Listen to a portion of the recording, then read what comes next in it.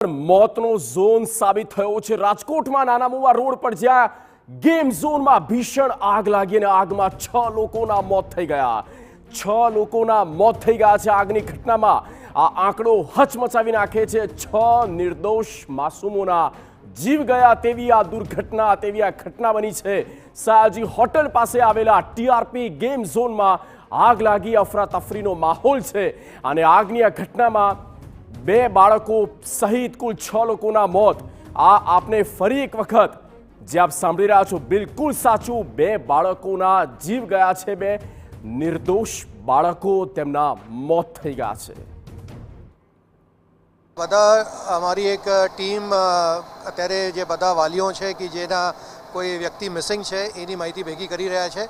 એ પછી જે લોકોની માહિતી મળશે, અંદરથી ડેડ બોડી રિકવર થશે, એ બધાના ડીએનએ ટેસ્ટ આધારે એ લોકોની ઓળખ થશે અને પછી આપણે આ લોકોને કંઈ આગળની કાર્યવાહી કરીએ.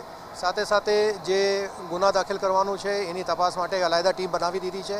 એ પણ બધા પુરાવા ભેગા કરી અને ગુના દાખલ કરીને આરોપીની ધરપકડ કરવાની જે કાર્યવાહી છે એ કરશે.